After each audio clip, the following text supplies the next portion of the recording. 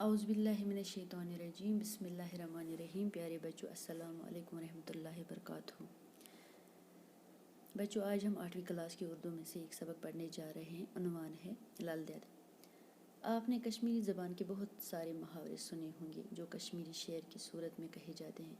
तो ये जो आपके निसाब में शामिल सबक नंबर 3 है, लल दद। ये लल दद जो थी कश्मीर की एक बहुत अजीम खातून थी और एक बहुत मशहूर शायरा थी। इनके अशार कश्मीरी ज़बान में ज़रबुल मिसल की हैसियत इख्तियार कर चुके हैं, यानी कि इनकी मिसाल कहावत के तौर पर कहे जाते हैं। आइए अब हम इसका मुताला करते हैं। लल दद। कश्मीर कदीम ज़माने से ही रेशियों, सन्नतों और सूफियों का मस्कन रहा है। कश्मीर कदीम ज़माने से ही जोगी, सन्नतों यानी कि परहेज़गार, सूफियों भी परहेज़गार का वतन रहा है। इन ही बुज़ुर्ग हस्तियों में से एक अजीम खातून भी गुजरी है जिन्हें प्यार और अकीदत से लल दद के नाम से याद करते हैं। लल दद को लल आरिफा और लल ऐश्वरी भी कहते हैं। लल दद की ज़िंदगी के हालात के बारे में अगरचे वसूक के साथ बहुत कुछ नहीं कहा जा सकता है। वसूक यानी कि यकीन, बहुत कुछ नहीं कहा जा सकता है, लेकिन इतना तो बहरहाल यकीनी है कि वो 14वीं सदी के वस्त यानी कि दरमियान में श्रीनगर से 6 मील दूर जुनूब मशरिक की तरफ वाक़ा है एक गाँव सैमपुर में पैदा हुई। इनके वालिदैन ने उस वक़्त के रिवाज के मुताबिक छोटी उम्र ही में उनकी शादी पांपोर के एक पंडित घराने में कर दी। ससुराल में उनका नाम पद्मावती रखा गया। ससुराल में सास और शोहर के बुरे सलूक की वजह से लल दद की अज़दवाजी ज़िंदगी बहुत ही तलख गुजरी। तलख यानी कि खराब।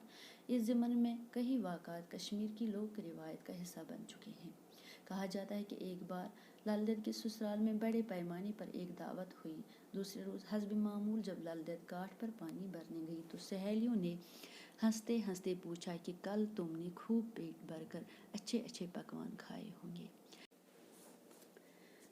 इस पर लल दद के मुंह से बेसाख्ता एक शेर निकला। बेसाख्ता यानी कि बनावट के बगैर, जो कश्मीरी ज़बान में एक ज़रबुल मिसल की हैसियत इख्तियार कर चुका है। ज़रबुल मिसल वो जुमला जो मिसाल के तौर पर बयान किए जाते हैं। इस शेर के माने हैं मेंढा पके या बकरा। लाल की किस्मत में तो वही बटा है। बटा मसाला पीसने के पत्थर को कहते हैं। लल दद की सास खाना परोसते वक्त इनके बर्तन में एक बटा रखती थी ताकि देखने में चावल का बर्तन खूब भरा हुआ लगे। लल दद निहायत साबिर थी। वो चावल खाकर बटा धोकर एक तरफ रख देती थी ताकि इनकी सास को दूसरा पत्थर ढूंढने की जहमत न उठाना पड़े। किसी तरह से लल दद का ये शेर उनके ससुर के कानों तक भी पहुंचा तो उन्होंने इसकी तहकीक की और लल दद का बयान सही साबित हुआ। लल दद निहायत सब्र से ससुराल वालों की ज़्यादतियाँ बर्दाश्त करती रही, लेकिन आखिरकार इनके सब्र का पैमाना लबरेज हो गया और लबरेज यानी कि ख़त्म हो गया और उन्होंने घरेलू ज़िंदगी को खैरबाद कहा और एक मस्त कलंदर की तरह जगह जगह घूमने लगी। एक बार वो नीम बरहना हालत में कहीं जा रही थी कि कहीं दूर से हज़रत अमीर कबीर मीर सैयद अली हमदानी आते हुए दिखाई दी।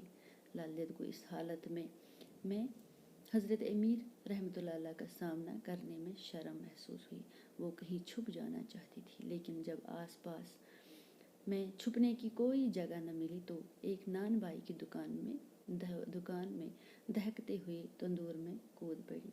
बेचारे नान भाई के तो होश ही उड़ गए। थोड़ी ही देर में जब तंदूर का ढक्कन उठा लिया गया तो ये देखकर सब हैरान हुए कि लल दद एक खूबसूरत लिबास पहनकर तंदूर से बरामद हुई।